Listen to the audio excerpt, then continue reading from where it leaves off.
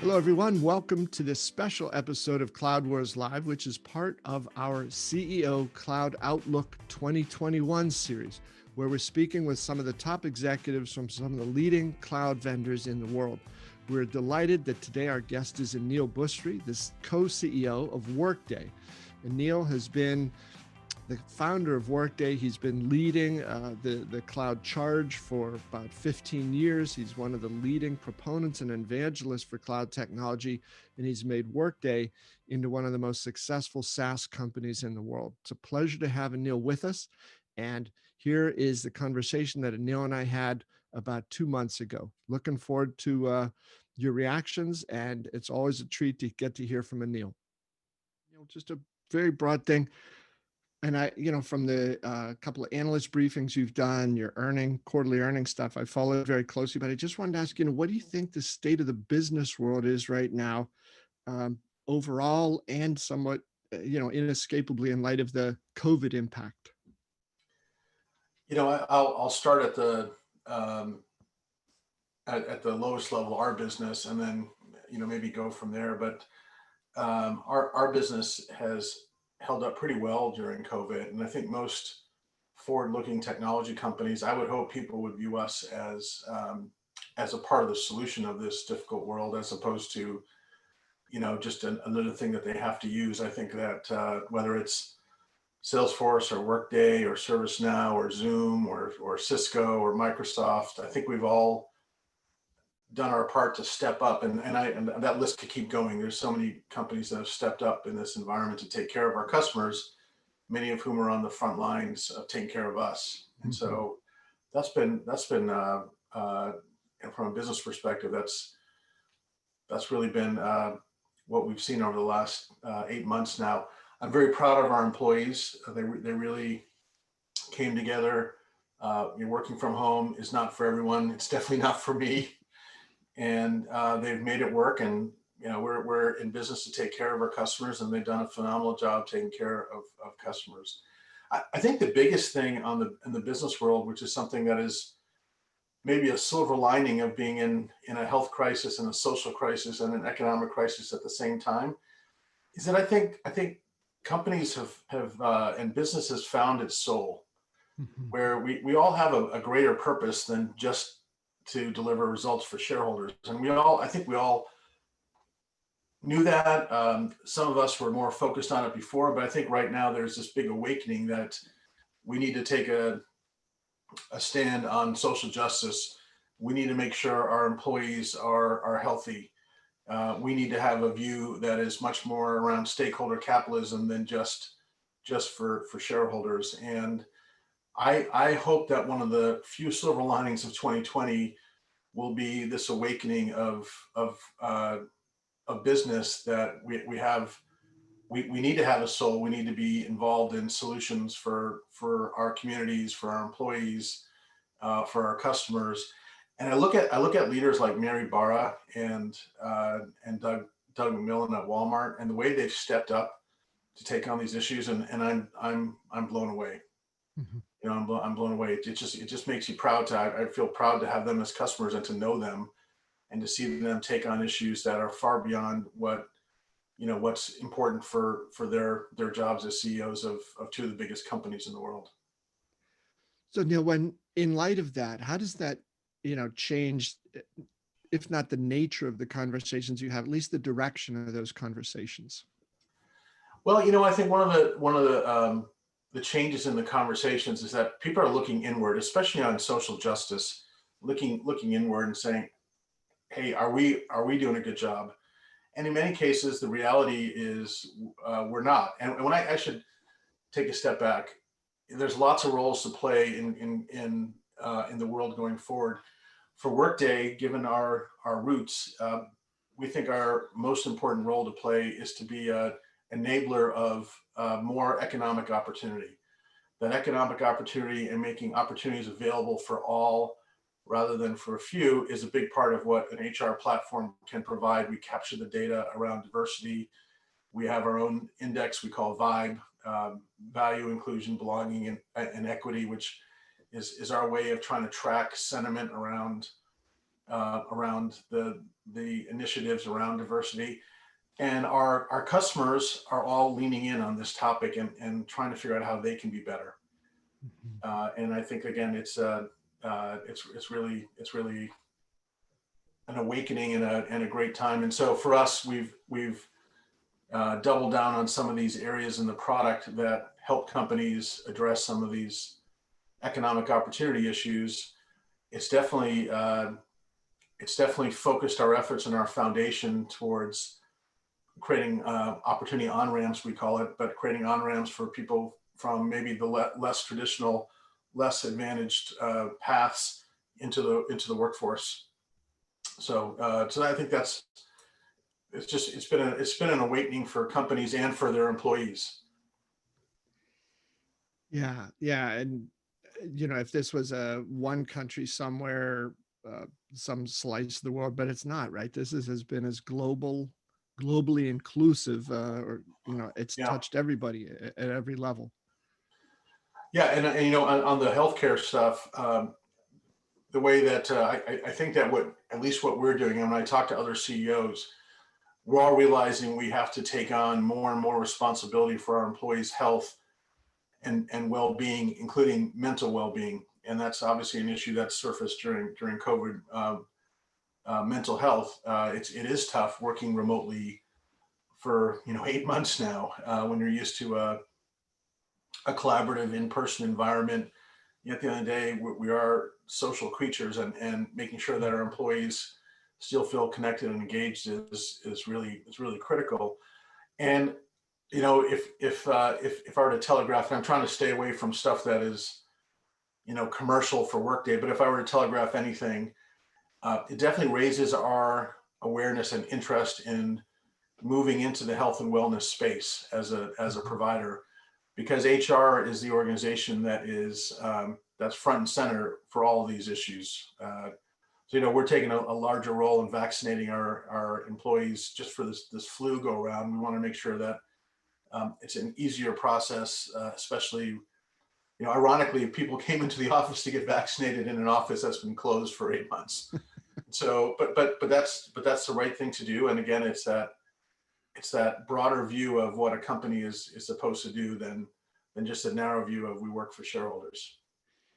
And Aneel, as you said, to expands that view of what a company's supposed to do, and in some ways, I don't mean to get overly touchy-feely about it, but what a company is. Your points here about the stakeholders, the community, the health and well-being of a lot of people. Those are profound changes here at a time when the world's moving faster than ever before, and new entrants coming into markets, and now's the time to double down on our financial results, nothing else. But that's no longer a path forward. No, it's not. And I actually, the people I look to as role models, the person I'm going to guess who's number one on your CEO list, who should be number one, is Satya. And Satya leads with empathy. He leads with heart, and I think it's a great role model for all of us in the technology space to see one of the most important companies in the world leading that way. And I just think back to 10 to 15 years ago. This is just not the same business world it once was. We were not focused on these broader issues, and I think I'm super proud of the work our foundation is doing to create opportunities across the board for folks that don't naturally have those opportunities, and many companies are doing that. So this is not about what Workday's doing that's unique to Workday. I think it's just a movement, and I think it's a really powerful movement. Yeah. And Neil, so you've touched on a little bit of this as well, but I'd love to sort of pull two things together. One is you described some of your conversations with people like Mary Barra, Doug McMillan, and then also the point that, a few months ago, you decided to change your role to become co-CEO and elevate Chano, the business. And you talked about some of that. So how is that going to help you be more of the sort of leader that you aspire to be in these crazy times? Well, taking a step back, I didn't get the training to run a huge company. I'll just say that. So Workday's 12,000 people. I was feeling stretched pretty thin. I've been the sole CEO for 7 years now. The best time I had at Workday was when Dave and I were co-CEOs. That was I'll never forget those years. We had such a great time working together, and there were two of us, and two is better than one. And just in thinking about that and making sure that Workday didn't get stale, because I've been in the role for a long time, I felt like it was time to elevate Chano. He's earned the right to be co-CEO. He is a much better operating executive than I'll ever be, and what it also allowed me to do was to free me up to focus on the things that hopefully the world would agree I'm good at, which are products and technology. And frankly, it also frees me up to spend more time on some of the Workday Foundation and our own family giving efforts. And Chano has taken on a big load of the the customer and market facing activities, and he's a rock star. And much like Dave and I are very close friends, Chano and I are close friends. And I get asked the question, how do you make the co-CEO model work? Number one, friendship. Number two, you leave your ego at the door. And Dave, hopefully you feel that way about me. We're just not big ego people. And so we just figured out what do we need to do to be successful as a company. And we're stewards of this company. And so just dusting off that co-CEO playbook that Dave and I had, and now applying it to me and Chano. And I'm excited to get back into the products and technology. I won't say that I got really far away from it, but I wasn't able to spend the amount of time I wanted to spend on it. Yeah, I think when Aneel, when we had talked, I think last April, you told us story about in some ways you're the Pied Piper inside Workday, being able to go around and talk to people. What do you hear about machine learning? What are you doing with machine learning? And pretty soon, people say, hey, I better. But it does give you that sort of freedom and latitude to be able to do those sorts of things and have more of an impact, right? At a company that's changing awfully fast. Yeah, no, that is exactly what I did for machine learning, and I'm still doing that. And now I am championing an elevated user experience. And when I look at the user experiences for different systems, there's a new bar being set by the consumer internet almost every day, and then there's a new bar being set by the new generation of cloud companies like the Zooms of the world. Mhm. And we just have to make sure that we are always on that leading edge, that cutting edge of user experience, because the most valuable systems aren't necessarily the most powerful, although that helps. It's the ones that people like to use, and we Yeah. always have to remind. So that's my new Pied Piper job. Well, it sounds like fun there, and that's interesting, right? As the sweep of the Piper job goes from machine learning to an optimal user experience. I It's a feel pretty I feel very good where we are with machine learning now. Now it's more about getting customers to use it. The capabilities are there, and as you know, with machine learning, the more data you have, the more you can train the algorithms to make better and better predictions. So we're in that phase, working with our customers to really apply the data and get those better predictions and start down that path. And so far so good. And I'm really again very proud of our engineering team that we didn't try to take any shortcuts. We basically built it into the platform so that every app can use machine learning. It's not a feature of a particular application. It's a capability built into the platform. Yeah, yeah. And Neil, one of the things throughout the year that has been always sort of striking, I think, in in the quarterly reviews that you've had, the quarterly numbers, so when Tom Bogan talks about the spike in the number of planning scenarios that companies have done. So as you look into 2021, it seemed to me that might be one of those things that changes the marketplace's perception of what Workday does. You've always been known for your franchise thing. Financials has become, a big business on its own. But could you talk a little bit about the role that you see planning will have in 2021, given sort of the new reality we're all dealing with, and also then the interplay that has across some of your other businesses? It's a great question, Bob. When you think about how a business runs or how any organization runs, You come up with a plan, you execute against that plan, you analyze the results, you look at those results, and then it impacts the way you plan the next time around. That worked well for many years when we were doing annual planning. In today's world, you threw out the annual plan in March, and it probably changed at least a dozen times between, I know our plans changed a dozen times between March and October. And my guess is probably more than that. Those are the only ones I saw. And so now planning is front and center. And if you have the wrong plan, it almost doesn't matter what you're executing against. You have to execute against the right plan. And so planning has definitely spiked in interest. We now have over 4,500 customers using planning. Many of those were historic adaptive customers. The vision that we have is tying together that loop I talked about in a closed loop way: planning, execute, analyze. So the plan gets represented in the execution plan in HR and financials and procurement. The results are analyzed through Prism Analytics. Those results are fed back into the plan, and you get to this mode of continuous planning. And independent of the pandemic, I think we're getting towards a world of rapid planning anyways, because the world is changing so fast and business cycles are so fast. But with the pandemic, your business is going through ups and downs that are just so hard to predict. So you just have to be very nimble in the way you plan. And then you want to make sure that plan is represented in your transactional or execution systems like HR and finance immediately. You can't wait for the data to get moved over and worry about whether the data is of high quality or not. You just have to assume that works. And that's really the problem we're trying to solve. But it all starts with planning. It all starts with planning.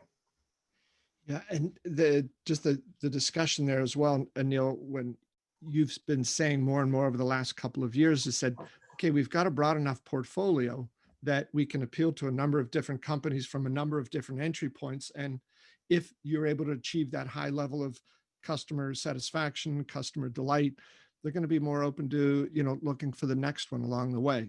You see that playing out into the future just as it has this year?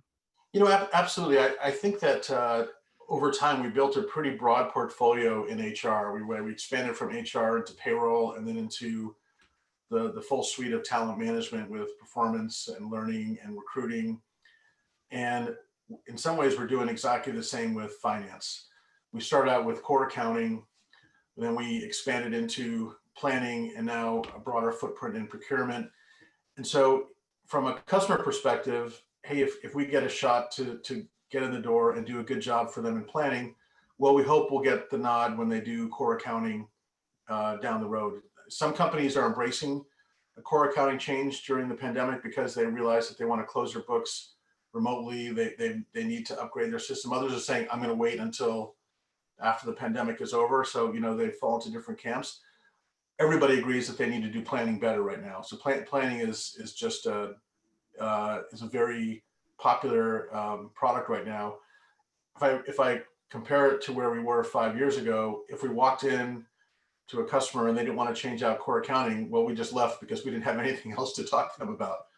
But now we say, okay, well, if you don't want to change out core accounting, do you want to start with planning? Do you want to look at Scout for sourcing? Do you want to look at our analytics and come back to the core accounting piece? And so it's I think it's one of the reasons why our financial business has done well, is because it's now viewed as a full platform, not just a core accounting solution.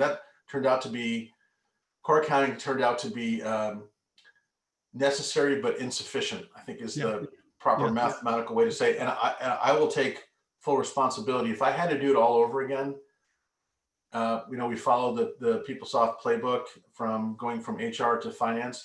I would have gone to planning first and then to finance, because planning was imminently ready to be taken on by the CFO department in a cloud model. And the core accounting took a little longer to get that kind of traction. So that's the one thing I would have definitely done differently. Start with planning. We figured it out. And so now we do have both, but that's definitely one takeaway. Yeah. Yeah. And Neil, in the minds of customers, then you've described, this surging relevance and significance for planning. How about analytics? And are there sort of natural tie-ins between those two? I think absolutely. And again, it's that closed loop of looking at what you planned and how did you actually do against that plan, and then feeding it back into that plan. When you talk to a business, that's how they work. And historically, they had multiple systems with multiple user experiences and security models, and we're trying to simplify that and unify it, and it's resonating so far really well. I'd say what we've learned about analytics over the last couple of years, Prism is a great platform. We were very lucky to acquire this great technology company, Platfora. And I'd almost describe it as a Swiss Army knife of technology, just had a lot of capabilities. What we see from our customers is that, we're an applications provider. They want us to build applications. And so the first application we came to market with were people analytics.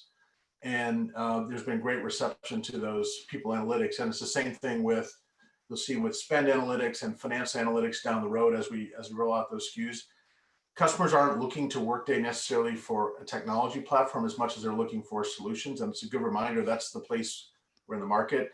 And so the more that we've actually come up with prepackaged analytics, the more value we're able to bring to our customers. And so so that area is a huge area of investment. But just like just like planning, planning is not just planning is a really powerful technology, a modeling engine.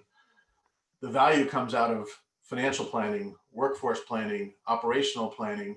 It's actually the functional layer on top of the planning engine that drives the value for our customers. And it's the same thing in analytics. And so the two really do go hand in hand as they are these applications that sort of front end and back end the core HR and accounting applications. Let me just nudge you a little on something you just said there about that customers really come to Workday for solutions, not necessarily for platforms. And I get that. It makes perfect sense.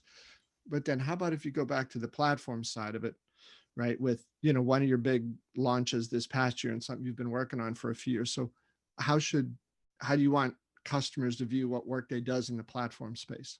So as you know, it's been a long time in the making. We GA'd our Workday Extend platform, which is really our customer extensibility platform. And we were careful because we did not want to make some of the mistakes we made at PeopleSoft, where we gave customers these powerful tools, they customized it, and then they couldn't upgrade it, and then they got stuck. And so we went through a lot of analysis and work to make sure that when a customer does an extension with Workday Extend, we can take it from version to version for them. That sounds easy, but it's really hard to do. And so that was a big part of why we took our time. I still think it comes back to solutions. There's going to be things that customers want in Workday that might be unique to them, or are going to be ones that are 2 or 3 years down the road on the roadmap. And now they have the ability to build that solution in Workday Extend that extends their Workday footprint. And it might be vehicle registration, as an example. For one of our customers uses it to track cars in the parking lot. One of them uses it to track the car perks in Europe. Another one uses it to track train schedules in Japan. I mean, it's these things that, like, train schedules in Japan is probably not going to make it into the core product. But now we have an ability for them to have that built into the system. And probably the biggest area that I see it is customers using it for compensation. Mm-hmm. After all these years, 2 companies of trying, there's not a compensation model that works for everybody, because everybody does compensation differently. And so rather than trying to build this, massive black box compensation system that is super complex to deploy, we now give you the tools to extend it to compensation in the way that's unique to your company, whether it's your stock plan, whether it's the way that your bonus plan is calculated, all those things. And so that allows us to be, instead of that 95% solution for comp for a customer, to be the 100% solution. No, it makes sense. So platform, not so much the end, or that's the goal, but it's in the service of being able to, expand and enhance those solutions that people really want? I wouldn't rule us out of being in the market where we're a platform for ISVs to build on our on Workday Extend. I just don't see that as a priority anytime soon. There's a Gotcha. lot of great platforms out there. For us, this is more about customer satisfaction and making sure that they can have the Workday solution that meets their needs, including their unique needs. That left to our historical model, we'd have to figure out a way to build it, and you can only build one-off extensions for customers for so long before it just overwhelms your development organization. Yeah. Yeah. So Neil, I had one other question I wanted to ask you, and then to sort of wrap to open it up to you for any final thoughts you might have. I'd love to hear your thoughts on sort of the competitive landscape that you're in right now. Right, and Neil, you've been doing this for a big chunk of your life at some huge and significant high impact companies. What's sort of the state of the enterprise tech industry now, and is it where you feel it ought to be? Well, I'm going to disappoint you, Bob. I just feel like in this world of COVID, it feels wrong to talk about competition without saying something negative, and so I'd rather just not say anything. Sure. What I would say is what we all aspire to be, Yeah. and when I look to what Workday can be, I don't look to our competitors. I look to some of these leading edge consumer internet companies that are driving really amazing customer experiences. I look to some of the emerging startups. I look at Shopify and what Toby has done. It's just amazing, right? And so there's all this inspiration out there about what we can do with the cloud. I'm not sure I know how to define digital acceleration, but it's happening. Mm-hmm. Mm-hmm. It's and maybe that's for a separate conversation. But this idea that the world is becoming more digital, more automated, all the way from the development of a product to the delivery to the customer, absolutely happening. And like many of these downturns, trends like that tend to get accelerated, right? So the cloud accelerated in 08, 09. I think anything that's cloud and modern is getting accelerated right now. And so I'm optimistic that we're on the right path, and there are a lot of vendors on the right path. And I think one of the great things is that the new generation of vendors, we're not competing with each other. Mm-hmm. We all get along. Mark Benioff is one of my best buddies, and they've been an amazing partner. We have these offerings around work.com to bring people to work in a safe way in this COVID world. We've got great partnerships with people like Okta. We're a competitor with Coupa, but I got a ton of respect for Coupa. And at a joint customer, we'll make sure that it works for the customer. It's just and I think that that's the way the world of technology. We have to be less focused and narcissistic about who we are, and more how we fit into the broader ecosystem. And I'll come back to on the enterprise side, Microsoft has driven that message and has made it a lot easier to work with the Microsoft products than maybe 10 to 15 years ago. And that just sets a standard, with Teams as an example, or with Office 365. And I think it's a powerful trend, and I think it will continue. I know there's a lot of talk about big tech in the world. That's really around consumer tech. Yeah. The enterprise companies, I think, have all been very good citizens and are all trying to work together to make our customers' lives better. And I think that's the way I'd say the state of the industry is at. And if you'd asked me that several years ago, I couldn't have said that. And I feel like that right now. Well, first, I think it's a great answer. It's not disappointing to me at all. I'm happy to see sort of things get to the point where there can be more of that focus on delighting the customer. So I'm great with that. And the newsletter that I wrote this morning, a lot of what you said sort of reminded me of what I was writing about on that yesterday. I said, these are companies that in this sort of worst of times have enabled different industries, big companies, little companies, medium-sized companies, not just to keep going, but to keep going in different ways that are going to prepare themselves for the future while they do those things, like taking better care of their employees, reimagining the engagement with employees, with communities, and all that. No, it's very fulfilling. I think, 15 years ago in my blood and guts days, I might have been, come on, Aneel, throw it, shoot an arrow. But no, that's great to hear. I think that's true. I think the pandemic has, frankly, the pandemic and the political environment has, at least for me, said, hey, we've just got to figure out a way to get along. Yeah. Yeah. We're better than this, and without picking sides, we're better than this, and we got to get along. And as an industry, we've got to work to do more than just taking care of our shareholders. We got to take care of our customers. We got to take care of our employees. We've got to be active members in the community. And I'll say that my parting comment, it happens to be really good business.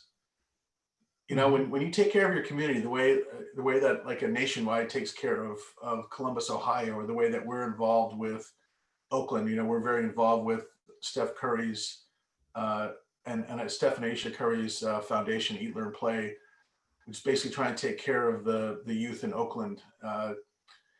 It motivates our employees, right? It